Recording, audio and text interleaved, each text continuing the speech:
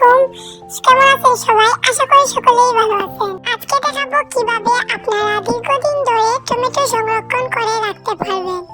প্রথমে আমি ফ্রিজ থেকে টমেটোগুলো বের করে একটা বোলের মধ্যে সবগুলা রেখে দিচ্ছি।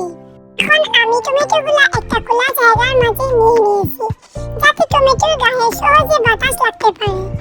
Let's go. এখন আমি সবগুলো টমেটো মেজের মাঝে রেখে দেব।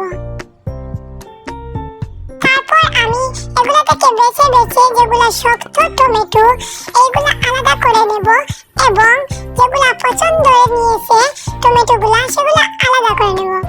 কারণ পচা ধরা টমেটো ভালো টমেটোগুলোকে নষ্ট করে ফেলতে পারে সহজে। তাই আমি পছন্দ হওয়া টমেটোগুলোকে আলাদা করে ফেলব। দেখুন অনেক সুন্দর টমেটোগুলা। এখন আমি দেখতে পাচ্ছেন সুস্থ সবল টমেটোগুলোকে একটা বোলের মাঝে নিয়ে নিয়েছি।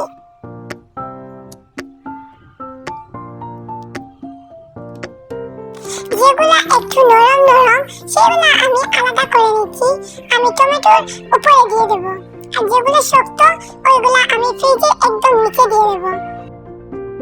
চর্মরোগের জন্য টমেটো অত্যন্ত কার্যকর উপাদান।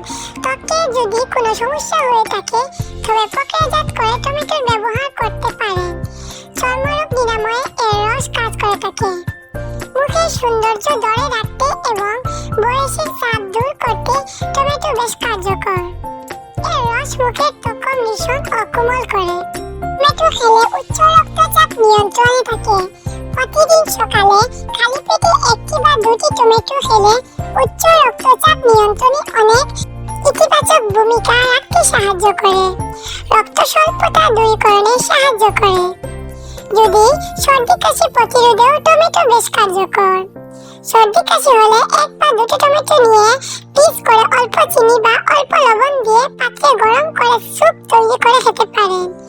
জ্বরে নিরাময়ক সহায়ক মাড়ি থেকে রক্তপাত নিয়ন্ত্রণে সাহায্য করে। টমেটোর মধ্যে রয়েছে লাইকোপেন এবং ভিটামিন এ।